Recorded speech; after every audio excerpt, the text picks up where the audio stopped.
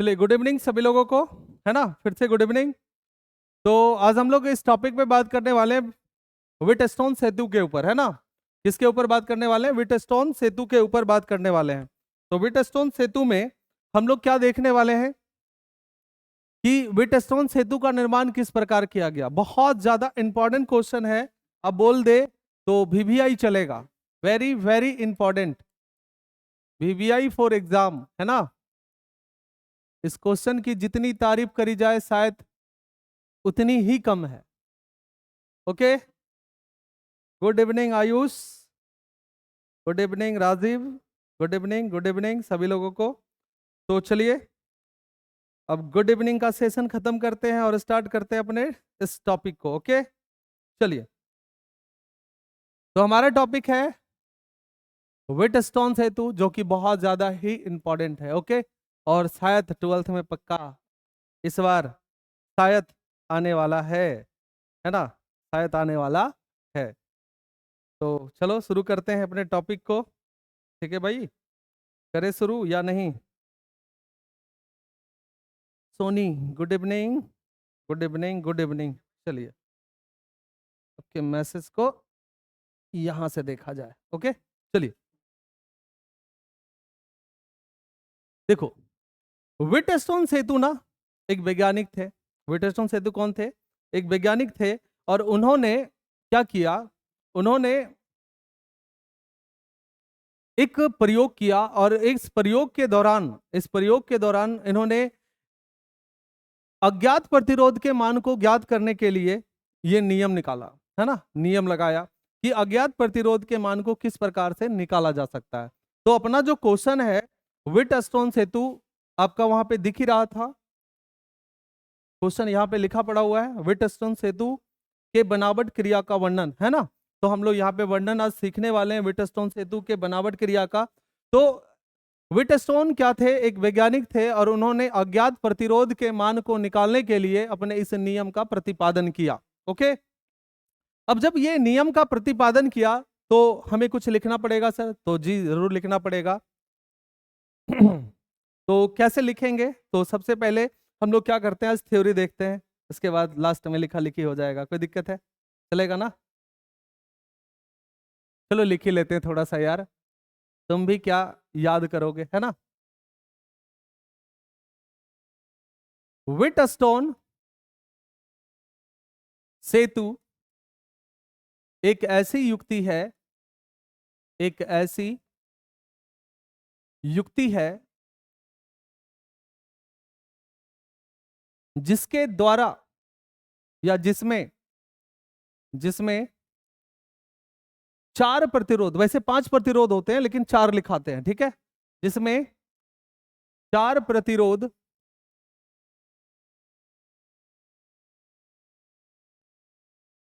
R1, R2, R3, R4 लगे हुए हैं। या 4 प्रतिरोध ऐसे लिख देते हैं अभी नॉर्मली, ठीक है। 4 प्रतिरोध लगाए जाते हैं, लगाए जाते हैं। कितने प्रतिरोध? 4 प्रतिरोध लगाए जाते हैं, जिसमें जिसमें 3 प्रतिरोध 3 प्रतिरोध का मान ज्ञात होता है।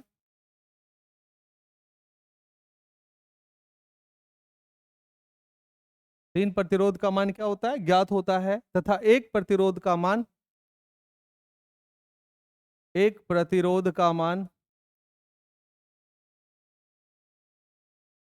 अज्ञात होता है, अज्ञात होता है। ओके, होता है, जहां इन 3 ज्ञात प्रतिरोधों की मदद से जहां 3 ज्ञात प्रतिरोधों की मदद से प्रतिरोधों की मदद से प्रतिरोधों की क्या मदद से अज्ञात प्रतिरोध के मान को अज्ञात प्रतिरोध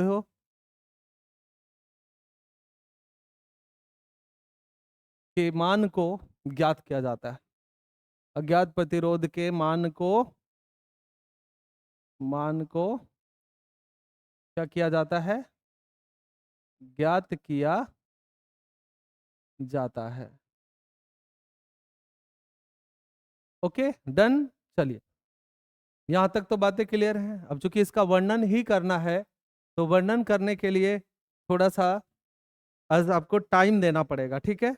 और आपको थोड़ा सा बढ़िया से देखना पड़ेगा। अगर बढ़िया से नहीं देखते तो फिर गड़बड़ हो जाएगा। इसलिए आपको आज बहुत बढ़िया से देखना है और उम्मीद करता हूं कि ये चीज आज का आपका टॉपिक जो है ना, ये क्लास में ही याद होना चाहिए। कहाँ होना चाहिए? क्लास में ही याद होना चाहिए। ओके बच्चा पार्टी, क्लास में ही अगर याद हो जाएगा तो बहुत ज्यादा बेस्ट रहेगा। तो हम यहाँ पे क्या करते हैं, इसके अकॉर्डिंग हम इनके वर्णन को देखते हैं। इसके लिए आपको क्रिचॉप्स का नियम आना चाहिए। नहीं आता है कोई बात नहीं, मैं आपको जहां पे लगेगा वहां पे मैं समझा दूंगा। ओके ध्यान से देखना। व्हीटस्टोन सेतु के निर्माण हेतु हमें सबसे पहले क्या करना पड़ेगा? हमें 4 प्रतिरोध लेना पड़ेगा। तो लिख लेते हैं थोड़ा सा, ठीक है? अरे भाई कहाँ भाग रहे हो?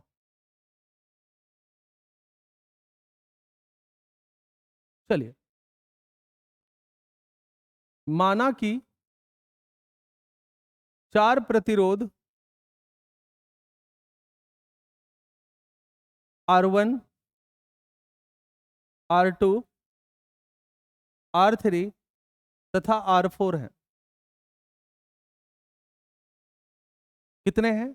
R3, R2, R3, R4 हैं। एक काम करते हैं, 5 प्रतिरोध मान लेते हैं, ठीक है? एक का वैसे अस्तित्व नहीं रहता है लेकिन ले लेते हैं। कितना लिखते हैं? 5 प्रतिरोध, ठीक है? इसलिए यहां पे थोड़ा सा मिटाना पड़ेगा फिर। आ जाओ। R3, R4 तथा R5 है, तथा R5 है, जिन्हें चित्रा अनुसार, किसके अनुसार? चित्रा अनुसार, चित्रा अनुसार दिखाया गया है।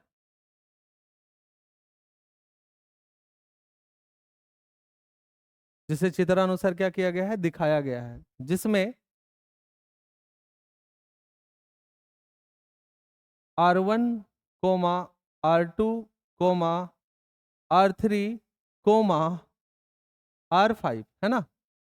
चलो 3 प्रतिरोध को हम क्या करते हैं, ज्ञात कर लेते हैं। या 4 प्रतिरोध, या तो 3 रहने दो, नेगो का तो अस्तित्व नहीं है ना। R1, R2, R3 का मान ज्ञात है।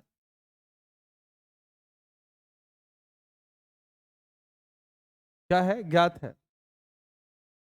तो चलते हैं अब आगे कि तो में हम आगे क्या कर सकते हैं बच्चा पार्टी, तो ध्यान से देखना। तो में हम कर सकते हैं, सबसे पहले इसे हम एडजस्ट करेंगे। क्या करेंगे? एडजस्ट करेंगे। और एडजस्ट इस प्रकार से करेंगे, और यहां पे आपको ध्यान देना है। देखो पिक्चर में ही फिजिक्स का जान बसता है। या तो अब मान लो इस टॉपिक की बात करी जा रही तो इसके पिक्चर में ही इसका जान है। और पिक्चर अगर आपको समझ में आ गया तो समझ लो ये फिनिश है। Okay done. चलिए चलिए देखते हैं यहां पे। सबसे पहले क्या किया, व्हीटस्टोन सेतु नामक एक वैज्ञानिक थे और उन्होंने सबसे पहले इन प्रतिरोधों को कुछ इस प्रकार से सजा दिया, है ना? एक तार लगाया। अरे यार टेढ़ा हो रहा है, मिट जा यार पूरा। ऐसे, ठीक है? उसके बाद ऐसे, उसके बाद ऐसे। ओके फिर भी टेढ़ा हो रहा है। चलिए, एक तार को इस प्रकार से क्या किया गया, सजा दिया गया। और हर एक तार के बीच में कट लगाया गया इस तरह से। ऐसे, ऐसे। मैंने तो इजी से कट लगा दिया ना। चलो अब साथ में क्या किया गया, एक वायर की मदद से इसको इस प्रकार से जोड़ा गया। एक स्विच लगाया गया, स्विच के साथ यहाँ पे एक बैटरी लगा दी गई। क्या लगा दी गई? एक बैटरी लगा दी गई। एकदम ध्यान से देखो फिर समझ में आ जाएगा बच्चा, कोई दिक्कत नहीं होने वाला। और हम आपसे लास्ट में पूछेंगे कि किन किन बच्चों का याद हुआ क्लास देखने के साथ, तो फिर बताइएगा, यस या नो करिएगा। ओके, यहाँ पे जो रखी हुई है, यहाँ पे एक स्विच लगा हुआ है जिसको एस से इंडिकेट कर देते हैं, ठीक है। अब यहाँ पे क्या हो सकता है, तो यहाँ पे प्रतिरोध लगा हुआ है, इस तरह से प्रतिरोध लगे हुए हैं जिसको आर बोलते हैं ना, वो एक प्रतिरोध यहाँ पे लगा हुआ है। अब देखो, एक प्रतिरोध यहाँ भी लगा पड़ा हुआ है, और इसके बिल्कुल बीच में डायगनली है ना, एक तार की मदद से जो आपका अगला एक प्रतिरोध माना गया था ना, R5, R5 को यहाँ लगा देंगे, कोई दिक्कत है। एक प्रतिरोध यहाँ भी लगाया गया और तार को बिल्कुल एस से जोड़ दिया गया, ठीक है। अब देखो, सबका हम नामकरण कर सकते हैं। हम क्या नामकरण कर सकते हैं, इसको मान सकते हैं R1, इसको बोल सकते हैं R2, इसको बोल सकते हैं R3, और इसको बोल सकते हैं R4, और इसको बोल सकते हैं R5, ठीक है। तो व्हीटस्टोन सेतु ने जब इसे डिजाइन किया तो डिजाइन कुछ इस प्रकार का था, है ना। यानी कि ये जितनी भी चीजें थी, ये एक तार के थ्रू किया गया था। किसके थ्रू किया गया था, एक तार के थ्रू किया गया था। अब ये पिक्चर देखने के बाद हमें कैसे लगती है कि ये एक प्रकार का ब्रिज है। क्या है, ब्रिज। ब्रिज मतलब पुल होता है। ब्रिज मीन्स क्या होता है, पुल। तो ये एक प्रकार की पुल की भांति दिखता है। किस प्रकार की, पुल की भांति दिखता है। तो भाई साहब, यहाँ पे क्या था कि R1, R2, R3 मान लो ज्ञात है, R4 ज्ञात नहीं है, तो इसके मान को निकाल सकते हैं। अगर R2 का मान ज्ञात नहीं, यानी कि इन चारों में से कोई भी एक को ऐसा कोई प्रतिरोध हो जिनका मान हमें ज्ञात ना हो, तो हम उनके मान को आसानी से क्या कर सकते हैं, फाइंड आउट कर सकते हैं, निकाल सकते हैं। ओके, तो कैसे निकालते हैं, उसके लिए थोड़ा सा दिमाग लगाना पड़ेगा। तो भाई व्हीटस्टोन सेतु भी बहुत ज्यादा दिमाग लगाए, तब जाकर, सॉरी, व्हीटस्टोन नामक वैज्ञानिक ने बहुत ज्यादा दिमाग लगाया और ये सेतु का निर्माण कर दिया। इसलिए अपने नाम पर ही इस सेतु का नाम रखा गया, यानी कि सेतु ब्रिज जैसा दिख रहा था, पुल जैसा दिख रहा था, इसी वजह से अपने नाम के ऊपर ही इसका काम तमाम कर दिया। ओके, चलो देखो ध्यान से। अब एक और बात कि आप कभी कभी पढ़े होंगे, तो यहाँ पे कुछ ऐसे भी रहते हैं, PQRS, प्रतिरोधों का नाम PQRS। तो आप PQRS भी रख सकते हो, इसमें कोई बड़ी बात और कोई दिक्कत होने वाली बात नहीं है, नहीं है ना, बिल्कुल। यानी कि R1 के जगह P में रख सकते हो, R के R3 के जगह Q रख सकते हो, यानी कि कोई भी वैल्यू चेंज कर दो, प्रतिरोध होना चाहिए। नामकरण कुछ भी कर सकते हैं। तो हमने नामकरण जो यहाँ पे किया है वो R2, R3, R4 के रूप में करा है। अब इस वाले बिंदु को, यहाँ पे एक टर्मिनल है, एक टर्मिनल यहाँ पे है, और एक टर्मिनल यहाँ पे है, और एक टर्मिनल यहाँ पे है इसके, तो इसके 4 टर्मिनल अभी दिखाई दे रहे हैं। तो इन चारों टर्मिनल का हम कुछ नामकरण करते हैं। इसको मान लेते हैं P, इस वाले को Q, इस वाले को R, और इस वाले को S। कोई दिक्कत बच्चा पार्टी, दिक्कत नहीं होना चाहिए। देखो, दिक्कत होगा तो पूछना है। आज हम आपके कमेंट को लगातार देखते रहेंगे, टेंशन नहीं लेना है उसके लिए, ठीक है। और अब तक कोई कमेंट नहीं है, यानी कि आप लोग बिल्कुल सही व्यवस्था में है, ठीक है।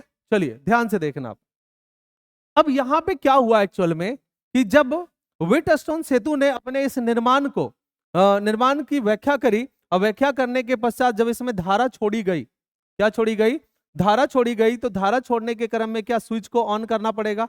जैसे ही स्विच को ऑन करेंगे तो यहां से धारा बहना शुरू हो जाएगी। अब यहां से जो धारा बहेगी बैटरी के थ्रू, वो धारा कितनी होगी, आई। कितनी होगी, आई। अब चलो, ये धारा आगे बढ़ेगी और आते आते इस टर्मिनल को जाएगी, तो यहां तक पहुंचेगी धारा। तो यहां तक धारा जो हमें मिलेगा वो धारा आई ही होगी। क्या होगी, आई ही होगी। यहाँ की जो धारा होगी वो कितनी होगी, बिल्कुल आई ही होगी। अब जैसे ही ये धारा इस टर्मिनल को पहुंचेगा, P वाले टर्मिनल को, तो P वाले टर्मिनल के पास इस धारा को 2 रास्ते दिखेंगे। एक रास्ता R2 के तरफ और एक रास्ता R1 के तरफ। कितने रास्ते दिखे, 2 रास्ते दिखे। कितने रास्ते दिखे, 2 रास्ते दिखे। मैं आपसे कमेंट भी करवाऊंगा, ठीक है। तो अभी थोड़ा सा एक्टिव रहना है आपको। यहाँ पे मैं पूछने वाला हूं थोड़ा देर के बाद, और आपको बताना है कि वहां पे हम क्या लिखेंगे। ओके, तो ध्यान देना। तो जैसे ही ये धारा इस वाले पॉइंट पे, टर्मिनल पे पहुंचती है, जंक्शन पे पहुंचती है, तो धारा का मान बढ़ जाता है। धारा का मान क्या होता है, बढ़ जाता है। यानी कि R1 की तरफ भी चला जाता है और R2 की तरफ भी चला जाता है। तो इधर से जो धारा गुजरती है, ध्यान से सुनने का, इधर से जो धारा गुजरती है वो धारा बटकर I1 हो जाती है, वो धारा बटकर क्या हो जाती है, I1 हो जाती है। दिख रहा है सबको? फोन में दिख रहा है ना कि विजिबल नहीं है? तो रेड कलर हटा दे क्या?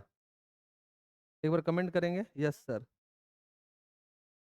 अच्छा, हटाने के लिए यस सर है या नो सर? समझ में भी नहीं आता यार तुम लोगों की बात। चलो हटा ही देते हैं यार, विजिबल होना चाहिए। चलिए कोई बात नहीं, चलेगा। इधर से जो है I1 धारा चली जाएगी, आगे बढ़ेगी, I1 जाएगी। इधर से कितनी धारा जाएगी, I2 धारा जाएगी, और इस प्रतिरोध से होते हुए पार करेगी कौन सी धारा, I2 धारा करेगी ना। अब सुनना ध्यान से, यहाँ पे जो धारा का इनपुट हुआ है वो I हुआ है, इस धारा का इनपुट क्या हुआ है, I हुआ है। अब आपको ये बताना है, हम लोग एक ही तरफ से चलेंगे, धारा तो बहेगी ही आगे, तो जैसे ही धारा आगे जाएगी तो इस टर्मिनल को पहुंचेगी, धारा I1 यहाँ पे पहुंचेगी Q वाले पे, और जब Q वाले पे धारा पहुंचेगी तो Q धारा को भी फिर से दो रास्ते दिखेंगे। कितने रास्ते दिखेंगे, दो रास्ते, एक आपका R5 प्रतिरोध की तरफ और एक आपका R3 प्रतिरोध की तरफ। तो सपोज करो कि हमने जैसे ही इस टर्मिनल पर I1 आया तो इधर जो धारा बटा वो I3 बटा, कितना बट के आ गया, I3, यानी कि I1 टूट गया और I1 टूट कर I3 में बदल गया। किस में बदल गया, I3 में बदल गया। तो आपको यह बताना है कि इधर कितनी धारा जाएगी, कमेंट करके बताना है, बताइए जल्दी से। कम ऑन बच्चा,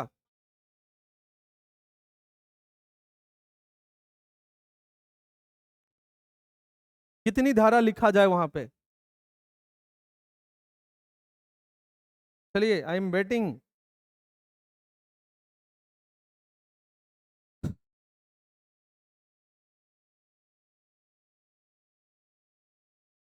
I1, मिथिलेश कुमार लिख रहे I1। भाई साहब, इधर से I1 गया, इधर से I2 गया, और जब इस टर्मिनल को गया तो इधर I3 हो गया, क्योंकि I1 बटा ना, तो इधर I3 गया, और तो इधर कितना जाएगा वो बता दो। अंजलि, नहीं समझ में आया सर। I4,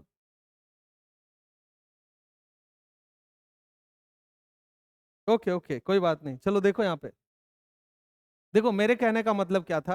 अंजलि ध्यान से देखेंगे आप, ठीक है। राकेश वर्मा, बहुत लोग तीन तीन I4 कह रहे हैं, चलो अच्छी बात है, ध्यान देना यहाँ पे। अंजलि का पहले यहाँ पे डाउट क्लियर करा जाए, ठीक है। देखो यहाँ पे इस वाली पॉइंट को देखो, चलो इसको बीच में लाते हैं ना, उसके बाद इसको साइड कर लेंगे यार, अपने पास व्यवस्था है तो फिर दिक्कत क्या बात है।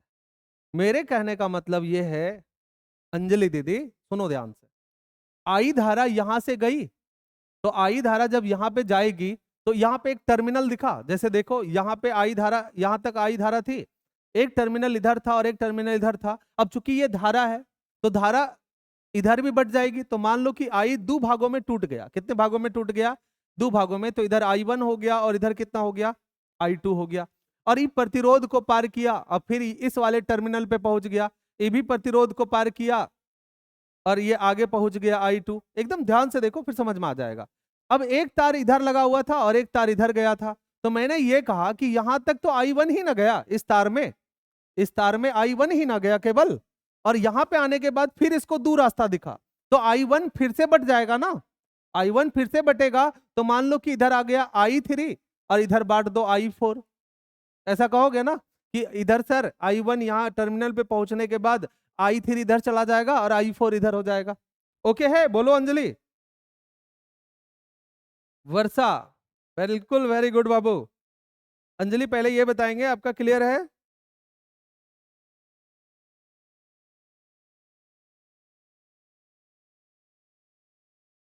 चलो जल्दी से, क्लियर है, फिर आगे बढ़ेंगे। बताओ जरा बाबू। यस सर, समझ में आ गया, वेरी गुड। चलो देखो यहाँ पे ध्यान से, अब देखो क्या करते हैं यहाँ पे।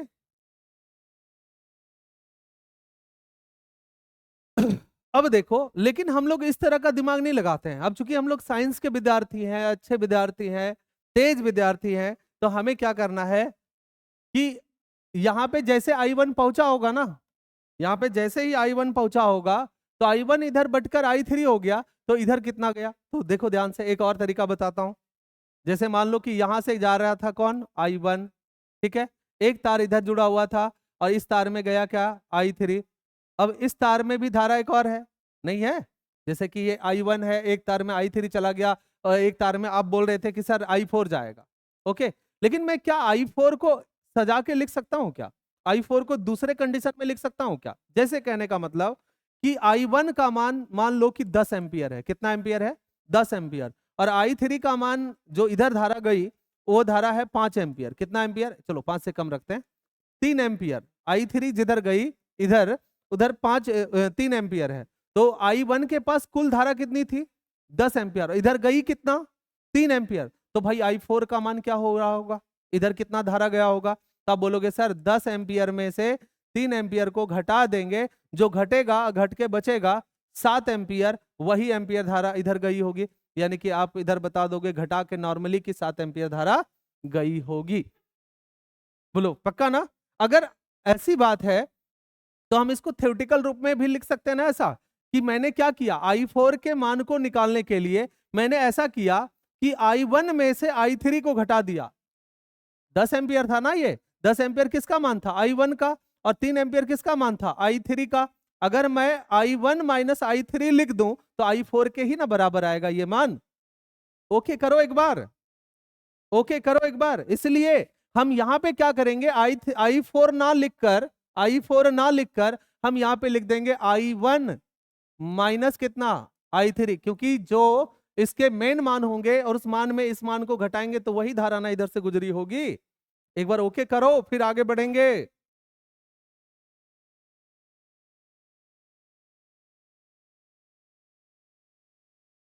कम ऑन बच्चा, मेन चीज पिक्चर है। पिक्चर समझ में आ गया? समझ लो सारा खेला ही खत्म।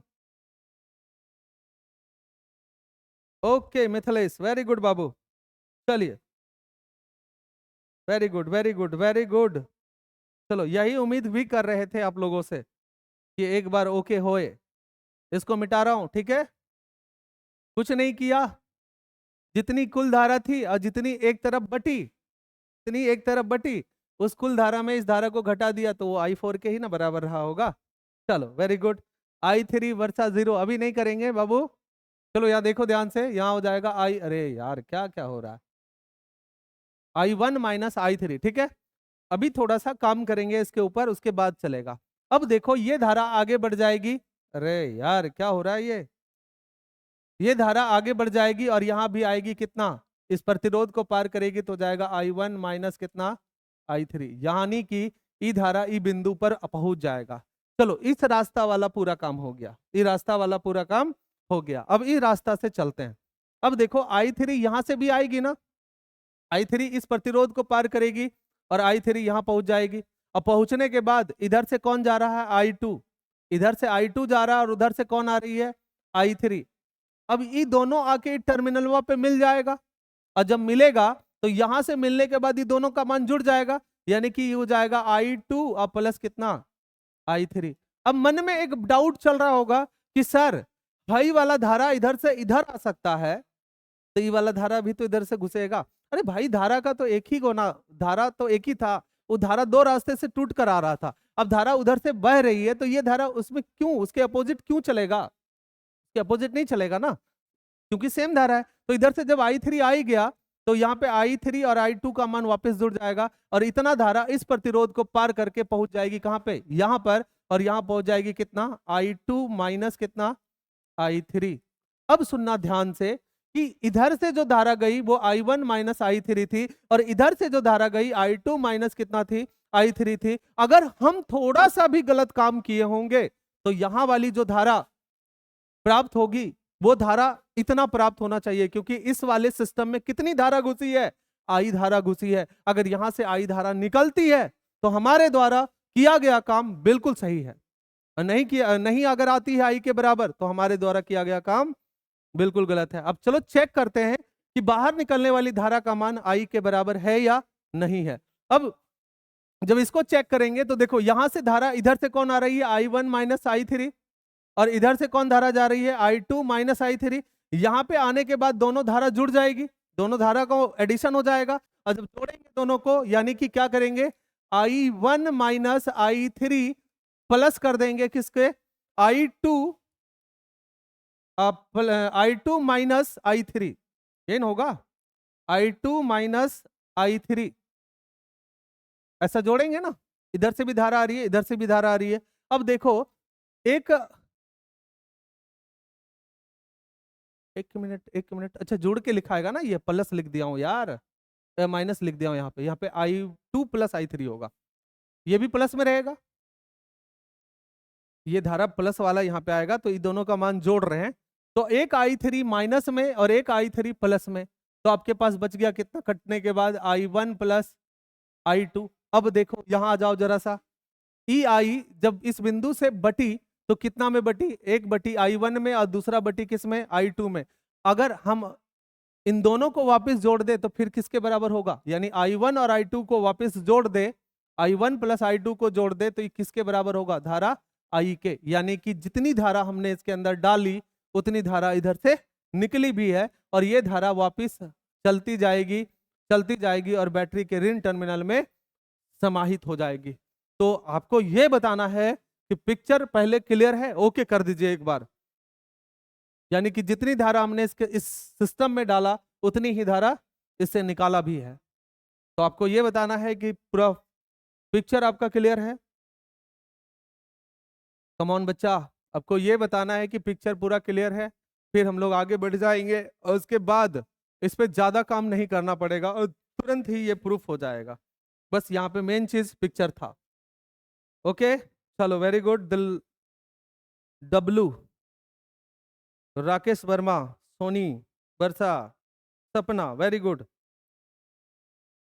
चलिए, जब इतनी बातें क्लियर हो चुकी है तो उम्मीद करता हूं कि आगे वाली भी बात आपका बिल्कुल क्लियर हो ही जाएगा। अब चलो, यहां पे हमें क्या करना होता है, यहां पे हमें लगाना होता है लूप का नियम, यानी किरचॉफ का नियम। किसका नियम, किरचॉफ का नियम। अब सुनना ध्यान से कि किरचॉफ का नियम क्या होता है।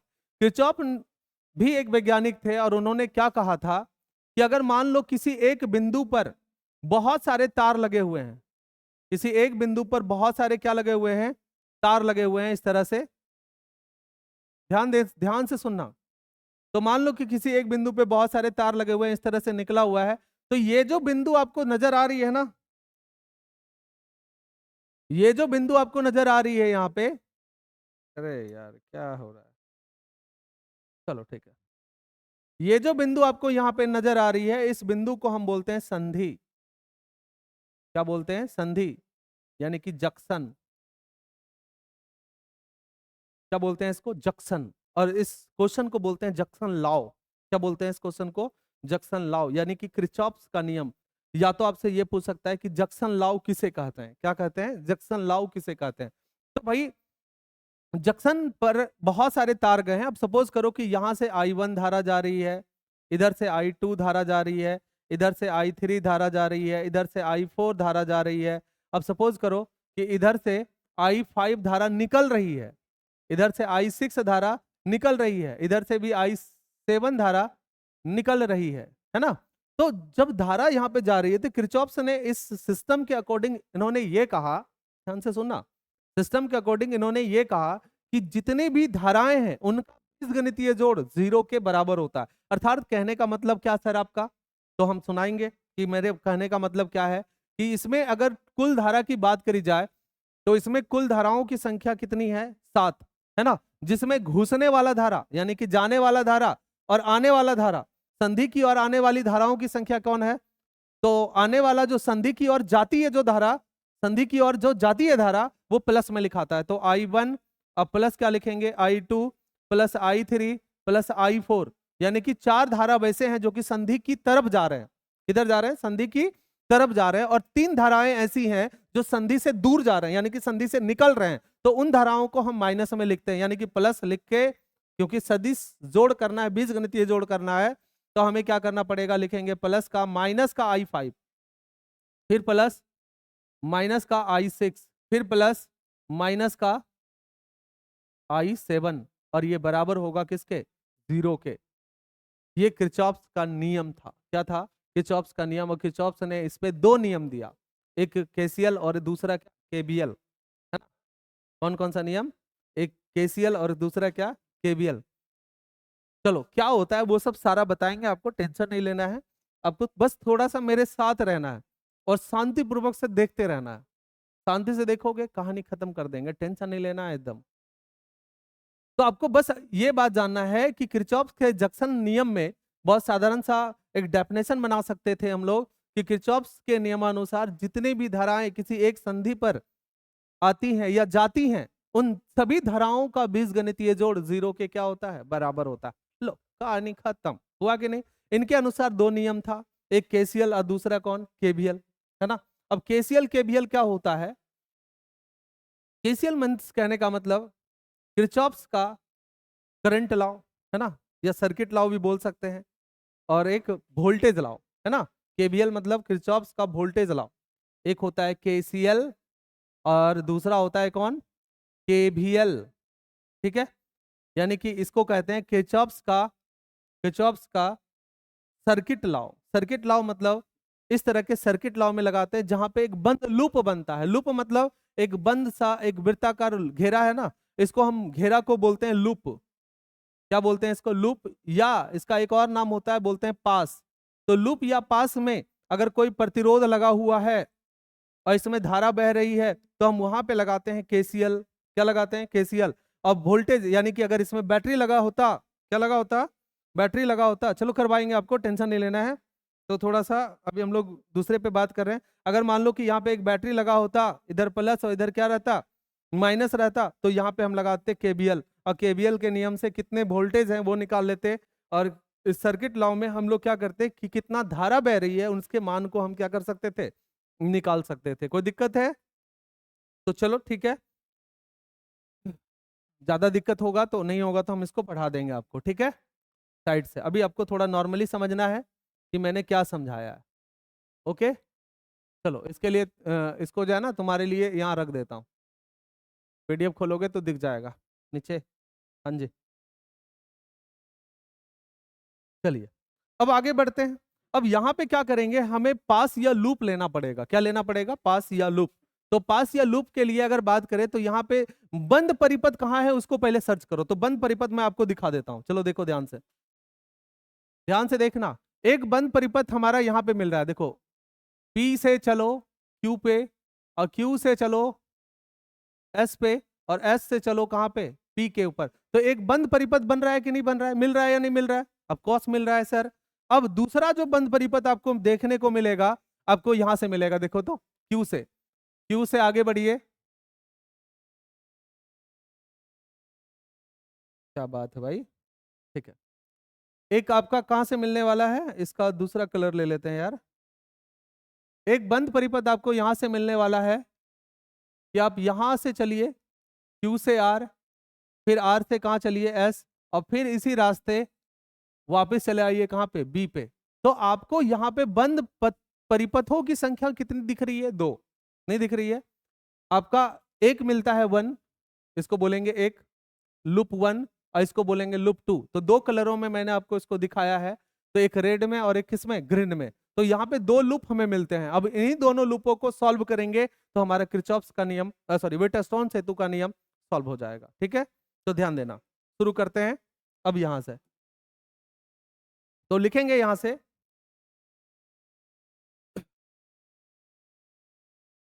ध्यान से सुनना।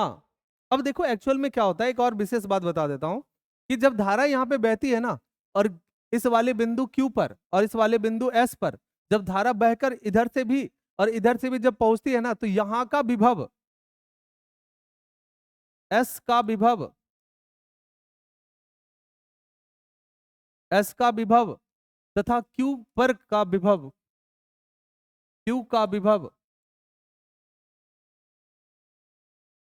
समान हो जाता है। क्या हो जाता है? समान हो जाता है। अब काहे समान हो जाता है भाई? क्योंकि जितनी धारा इधर से बट के गई है उतनी धारा ऊपर से भी बट के गई है। तो एक ऐसी स्थिति मिलती है कि Q और S का विभव समान हो जाता है। जैसे मान लो कि यहाँ अगर 10 वोल्ट मिलता है तो यहाँ का भी विभव कितना हो जाता है? 10 वोल्ट का हो जाता है। कितने वोल्ट का हो जाता है? 10 वोल्ट का हो जाता है। और दो बिंदुओं के बीच जब विभव समान हो ना, तो विभव समान होने के पश्चात, जैसे यहाँ का विभव और यहाँ का विभव जब समान हो तो इसके बीच जो तार लगा हुआ दिख रहा है ना, जिसमें I3 करंट जा रहा है, वो I3 करंट में धारा का प्रवाह नहीं होगा, धारा का प्रवाह नहीं होगा, यानी कि इसमें धारा का मान 0 हो जाएगा। क्यों? क्योंकि दोनों बिंदुओं का विभव समान है, और जब दो अलग अलग बिंदुओं का विभव एक जैसा हो तो उसके बीच जो तार लगा होता है उस तार में धारा नहीं बहती है। और इस कंडीशन में अगर हम इस तार को पकड़ भी ले, इस नंगे तार को पकड़ भी ले हाथ से, तो हमें करंट नहीं मारेगा। क्यों? क्योंकि यहाँ का विभव और यहाँ का विभव बराबर हो जाता है। यही इस ब्रिज की सबसे विशेष व्यवस्था है। ओके, बढ़े आगे। अब लिखेंगे यहाँ पे कि व्हिटस्टोन सेतु के नियमानुसार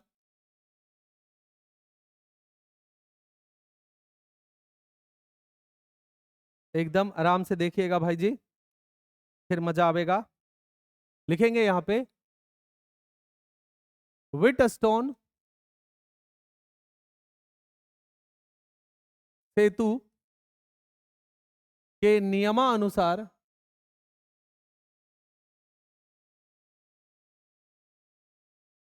व्हिटस्टोन सेतु के नियमानुसार व्हिटस्टोन सेतु के नियमानुसार अगर हम यहां से आगे बात करें, है ना, नियमानुसार हम क्या करें, आगे बात करें, तो हम लिखेंगे यहाँ पे कि व्हिटस्टोन सेतु के नियमानुसार आई क्यूएस तार में, क्यूएस तार में, क्यूएस तार में प्रवाहित होने वाली, प्रवाहित होने वाली, प्रवाहित होने वाली जो धारा I3 है, प्रवाहित होने वाली जो धारा क्या है, I3 है, उस I3 का मान क्या होगा, 0 हो जाएगा। I3 का मान क्या हो जाएगा, 0 हो जाएगा। यही इनकी विशेष बात थी। तो प्रवाहित होने वाली धारा I3 बराबर हो जाएगी 0 के, होगी, क्योंकि इस स्थिति में, इस स्थिति में इस बात को व्हिटस्टोन सेतु ही ने कहा था, ठीक है। लेकिन हम लोग जब करते हैं इसके प्रैक्टिकल को, तो वाकई में Q और S के स्थान पर जो बिंदु है वहां का विभव समान हो जाता है, क्योंकि धारा जितनी इधर बटी है उतनी धारा इधर भी बटी है। यहाँ का विभव और यहाँ का विभव समान हो जाता है। ये तार लगाओ अथवा ना लगाओ कोई फर्क नहीं पड़ता है, ठीक है। इस स्थिति में, इस स्थिति में Q तथा S, Q तथा S का विभव समान होता है। Q तथा S का विभव क्या होता है, समान होता है, जिस कारण सेतु, इस वाले ब्रिज को, व्हिटस्टोन ब्रिज को या सेतु को, सेतु, सेतु मींस पुल, सेतु संतुलित अवस्था में आ जाती है। किस अवस्था में, संतुलित अवस्था में आ जाती है। किस अवस्था में आ जाती है, संतुलित अवस्था में आ जाती है। ओके बच्चा पार्टी। और जब संतुलित अवस्था में आ जाती है तो अब अपना काम बनता है क्या चीज लेने का, पता है, बोलो बोलो, लूप। क्या लेना है, लूप। तो भाई साहब एक लूप यहां से स्टार्ट करेंगे हम लोग, कैसे, P से स्टार्ट करेंगे, Q की ओर जाएंगे, Q से स्टार्ट करेंगे, Q से जाएंगे S की ओर, S के तरफ से फिर कहां चले जाएंगे, वापस P की ओर, और ये लूप हो जाएगा पहला। और एक लूप हम यहां से स्टार्ट करेंगे, Q से स्टार्ट करेंगे और फिर जाएंगे R, R से S, S से फिर कहां चले जाएंगे, बहुत बड़ा हो गया यार, छोटा बनाते हैं, ठीक है। Q से स्टार्ट करेंगे, R से जाएंगे, R से S से जाएंगे और S से वापस कहां जाएंगे, Q के पास, और एक बंद लूप बनाएंगे। और ये लूप क्या मिलेगा, दूसरा, ये लूप क्या मिलेगा, दूसरा। अब जब ये दूसरा लूप मिलेगा तो हम यहां से लूप लेंगे, तो लिखते हैं लूप या पास, कुछ भी बोल सकते हैं। अब सुनना ध्यान से, गौर से बच्चा पार्टी। अब कहानी अपना स से समाप्त होने वाला है, तो थोड़ा सा देखना है ध्यान से, मजा आ जाएगा। ओके, ध्यान से देखो। लिखेंगे कि लूप या पास, लूप या पास, लूप या पास, कौन सा, लूप या पास P Q S P में, P Q S P में, P Q S P में KCL नियम से, किस नियम से, KCL नियम से अभी आपको तुरंत समझ में आ जाएगा केसीएल नियम क्या होता है, ठीक है। केसीएल नियम से अगर हम यहां से लूप या पास पी क्यू आर एस में से केसीएल नियम लगा दे तो आपको ये पता है ना कि वहां पे जक्सन नियम में क्या बोला गया कि जितनी भी धारा होगी, या केबीएल नियम भी लगा सकते हो, लिख दो केबीएल नियम से। केबीएल ही लिखना उचित रहेगा क्या?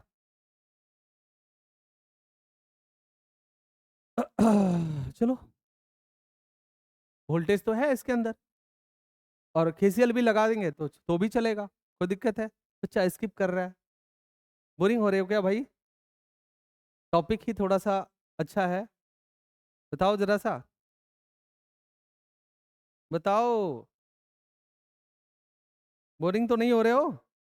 एक बार मैसेज करो यार, दिल घबराने लगता है ऐसे सिचुएशनों में कि आप समझ रहे हो या नहीं कर रहे हो, शांति से बैठे हुए हो, अच्छा नहीं लग रहा। मैसेज करो, मैं मैसेज देख रहा हूँ, कम ऑन जल्दी से। नहीं भैया जी, नो सर। ओहो ठीक है, no sir, very good very good very good. नहीं सर, चलो अच्छा लगा, अच्छा लगा, बहुत अच्छा लगा कि रिस्पॉन्स दे रहे हो। बस अब कहानी खत्म है। अब ये एग्जाम में पूछता है क्या सर? जी पूछता है। आपको लग रहा है कि भारी है, लेकिन है बिल्कुल हल्का ये चीज। मैं चूंकि धीरे धीरे बता रहा हूँ क्योंकि आपको सारी चीजें समझ में आनी चाहिए। क्या आनी चाहिए? सारी चीजें समझ में आनी चाहिए, इसलिए मैं धीरे धीरे चल रहा हूँ कि आपको एक बार में आपके दिमाग में ये चीज सेट हो जाए। क्या हो जाए?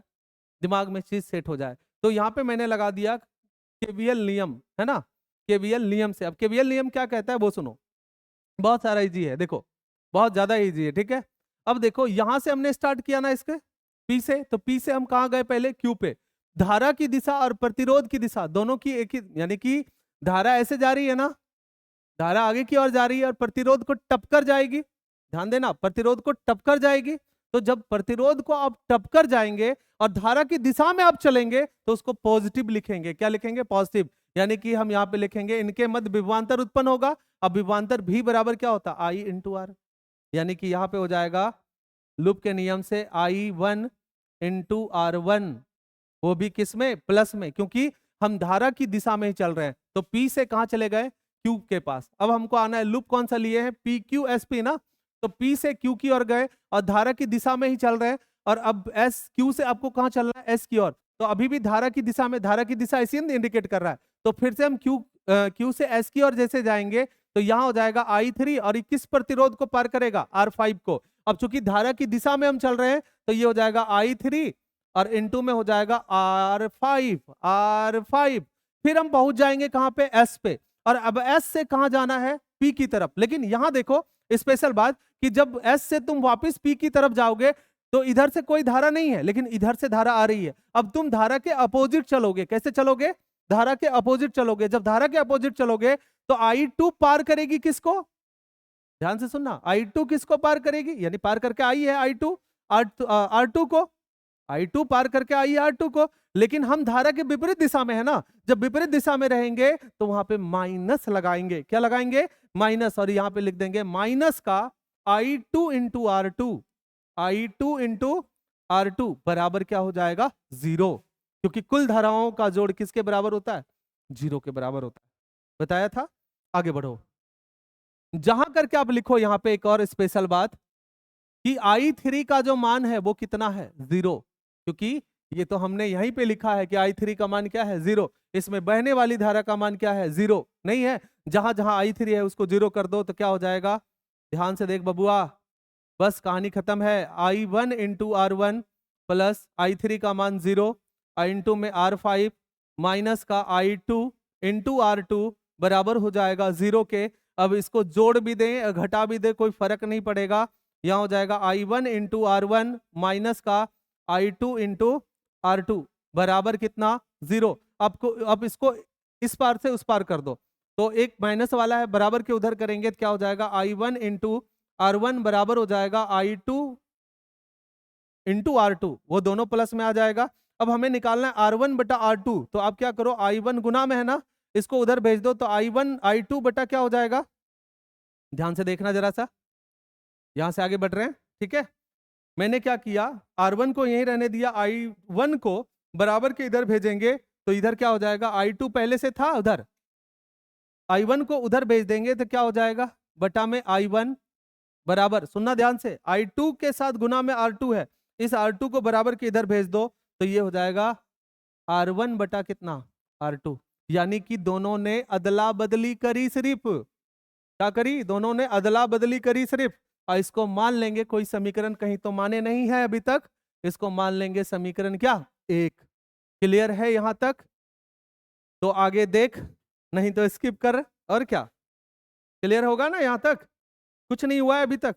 अब हमारा काम रहेगा दूसरा नंबर बात, कि दूसरा लूप ले ले, QRSQ, QRSQ, फिर से वैसे ही काम करेंगे।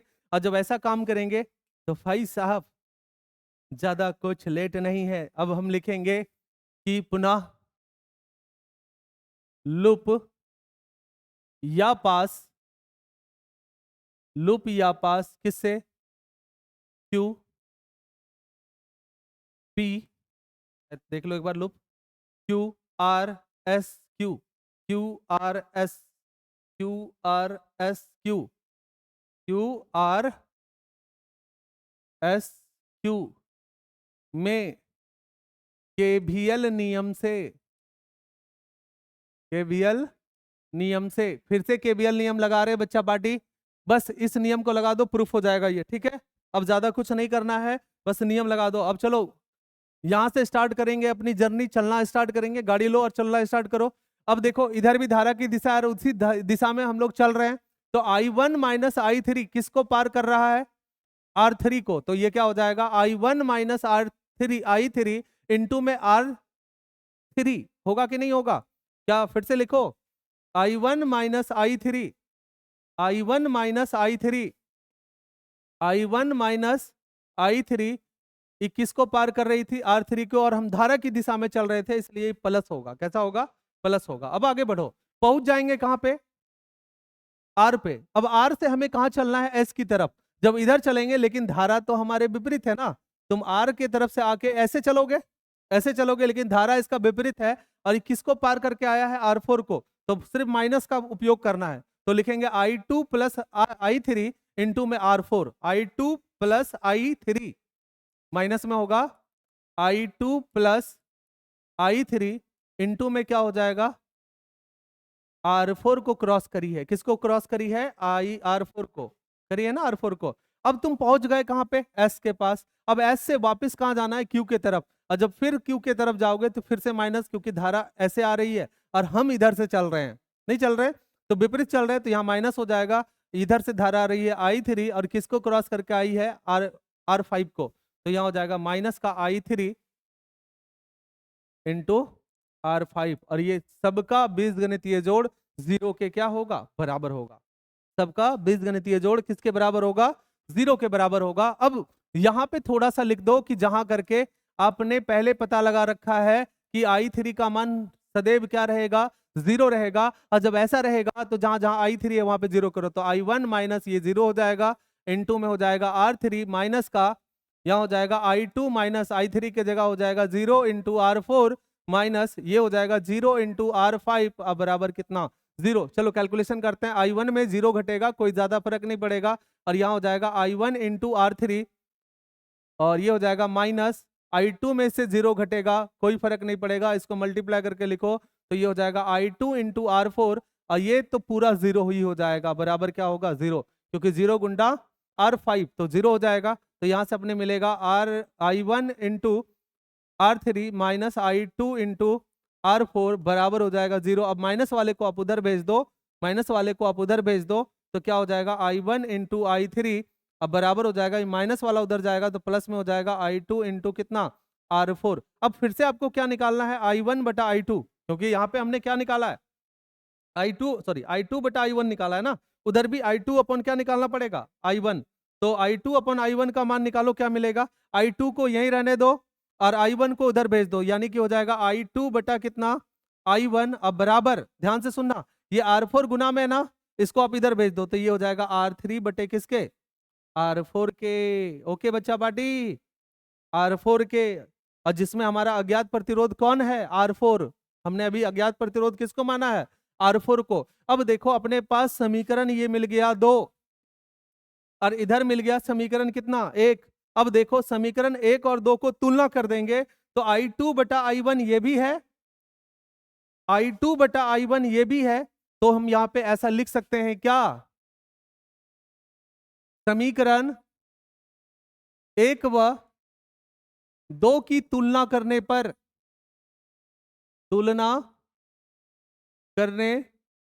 जब समीकरण 1 और 2 की तुलना करेंगे तो दोनों का LHS बराबर है, क्योंकि यहां भी I2/I1 है और पीछे वाले में भी I2 बटा क्या है, I1 है। देख लो I2/I1 है, यानी कि इसका LHS और इसका LHS आपस में क्या है, बराबर है। तो इसके RHS भी आपस में क्या होंगे, बराबर होंगे। तो इसलिए लिख सकते हैं R1/R2 बराबर किसके, R3/R4 के, किसके, R4 के। अरे यार R4 के नहीं लिख सकते। और ये जो चीज आपको मिला, दिखाई दिया, इसी को बोलते हैं व्हिटस्टोन सेतु के लिए फॉर्मूला। अब सपोज करो कि यहाँ पे किनका मान नहीं है तुम्हें पता। देखो जैसे कि हमने क्या माना है पहले नंबर बात पे, यहाँ पे ये लिखा है कि 5 प्रतिरोध, एक R1 लगा हुआ है, दूसरा R2 है, और यार गलत, R2 है, तीसरा R3 है, चौथा R4 है ना, और पांचवा R5 भी है, जो कि ऐसे मान लिए थे, जिसमें हमें मान किसका किसका पता है, R1 का, R2 का, R3 का। लेकिन R4 का मान पता है क्या, नहीं पता है। तो R4 के मान को आप आसानी से क्या कर सकते हो, निकाल सकते हो। R4 के मान को आसानी से क्या कर सकते हो, निकाल सकते हो। तो लिखेंगे कि R4 प्रतिरोध का मान होगा, प्रतिरोध का मान होगा। अब इसके मान को अगर आप निकालते हो R4 का, तो R4 को क्या करो, यहाँ पे बराबर है, क्रॉस मल्टीप्लाई कर सकते हैं क्या, अब कोर्स कर सकते हैं। तो क्रॉस मल्टीप्लाई करोगे तो R4 को आप इधर ले लो, तो यहाँ ऊपर आ जाएगा R4, ये R1 को वापस नीचे भेज दो, तो ये हो जाएगा R3 इंटू में कितना, भगा में हो जाएगा R1, क्योंकि ई यहाँ गया तो इसको हमने यहाँ भेज दिया, और इसके बटे में R2 था, बराबर करेंगे तो इधर गुना होगा, तो ये हो जाएगा R3 इंटू में कितना, R2, अब बटा में कितना, R1। जब ऐसा करोगे तो आपका किसका मान निकल जाएगा, R4 का। इसी प्रकार आप सबके मान को निकाल सकते हो। जैसे मान लो कि R3 अज्ञात होता, R3 प्रतिरोध का मान अगर मान लो कि अज्ञात होता, इसका मान पूछता, तो आप इसके मान को भी निकाल सकते हो, है ना। निकाल सकते थे कि नहीं निकाल सकते थे, अब कॉस निकाल सकते थे। अब निकालेंगे कैसे, जैसे मान लो R3 नहीं पता है, तो R3 को यहीं रहने दो, बाकी सबको उधर भेज दो, तो R3 वहीं रह जाएगा, R1 इधर आएगा तो हो जाएगा R4 इंटू में R1, अब बटा में R2, है ना। तो जिसका भी मान आपको अज्ञात दे, उसका मान आप आसानी से क्या कर सकते हो, निकाल सकते हो। वेरी गुड वर्षा, ठीक है, बात समझ में आ रही है क्या। मेरे कहने का मतलब ये था कि जिस भी प्रतिरोध का मान अज्ञात हो, उस प्रतिरोध का मान आसानी से निकाल सकते हैं। तो अब आपको फाइनल बताना है कि किनको किनको ये बात बिल्कुल अच्छे तरीके से समझ में आई। अगर आई तो एक इमोजी भेजना है, ऐसे वाला, मतलब तो समझ में आया ही होगा, हंसने वाला। Okay come on. कल क्लास ओपन है, ऑफलाइन वाला, तो सबको आना है जी, ओपन है। मॉर्निंग में ज़्यादा कुछ दिक्कत नहीं है, ठीक है, तो आपको आना है, कोई दिक्कत नहीं है, ठीक है। इसके कंस्ट्रक्ट को थोड़ा लिखना पड़ता है, तो जो काम हम लोग वहाँ पे किए हैं, इसी काम को लिखना होता है। और ये बहुत ज़्यादा वेरी वेरी इंपॉर्टेंट क्वेश्चन था आपके लिए, कोई दिक्कत है। और सबसे पहले आप लोगों को बाल दिवस की शुभकामनाएं मेरी तरफ से, है ना। शुरुआत में ही करना चाहिए था, बट नहीं किया, तो मुझे लगा कि नहीं, बच्चा को संतुष्ट करेंगे, उसके बाद मजा आएगा। वाह वाह, वेरी गुड यार, मन गदगद हो गया। चलो अच्छी बात है, चलो मन गदगद हो गया, ठीक है। तो मिलते हैं फिर अगले नेक्स्ट क्लास में, ठीक है। आज के लिए बस इतना ही। और कम ऑन, थोड़ा सा मेरे YouTube चैनल को भी सपोर्ट करना है, और क्या, वहाँ भी आपके लिए है। और वहाँ पे ना सोमवार से, कब से, सोमवार से फ्री में 10th का ऑब्जेक्टिव चल रहा है, ठीक है। अब थोड़ा सा सुन लीजिए, उसके बाद आपको जो करना है वो करिएगा, कोई दिक्कत नहीं है। 10th का ऑब्जेक्टिव का क्लास चलने वाला है एग्जाम से रिलेटेड, है ना। जो 10th वाले भाइयों का बहनों का एग्जाम है 2025 में, है ना, यानी कि आपके एग्जाम के बाद इनका भी एग्जाम है, उनके एग्जाम के लिए भी एक तैयारी करी जा रही है। इसमें ऑल सब्जेक्ट है ना। कितने सब्जेक्ट? ऑल सब्जेक्ट हैं, और ऑल सब्जेक्ट का ऑब्जेक्टिव है, क्या है? ऑब्जेक्टिव है। और ऑब्जेक्टिव लगभग अगर हम करवाएंगे तो लगभग 4000 ऑब्जेक्टिव, वो की बिल्कुल फ्री में। बात समझ में आया क्या? सिर्फ बच्चे को मेरे साथ जुड़े रहना है, और जुड़ा रहा तो उसको ज्यादा प्रॉफिट हो जाएगा कि किस तरह से वो ऑब्जेक्टिव को सॉल्यूशन करेगा, यानी कि कैसे दिखाएगा, कैसे बनाएगा। सर ऐप पर टेस्ट होगा सर? अच्छा, नहीं नहीं, मेरा टेस्ट जो है ना ऑफलाइन होगा, हम आपको बता देंगे। संडे आने वाला है तो आप वहाँ पे आ जाइएगा, ठीक है। और ऐप पे टेस्ट हम क्वेश्चन दे देंगे, अगर सर टाइपिंग करवा के टेस्ट वहाँ पे करवा देते हैं तो बेटर है। ओके, तो थोड़ा सा मेरा यूट्यूब चैनल शेयर कर दीजिएगा, और जो भी बच्चे अगल बगल में हैं जो 10th क्लास में हैं, तो शायद उनको थोड़ा सा हेल्प हो जाए इसके लिए। तो चैनल को थोड़ा सा, आपको पता ही है चैनल का नाम, है ना, उसको शेयर कर दीजिएगा जरा सा। ओके, बाय बाय, मिलते हैं फिर अगले नेक्स्ट क्लास में, ठीक है। फिर से एक बार बाल दिवस की शुभकामनाएं सभी लोगों को, है ना। Bye bye.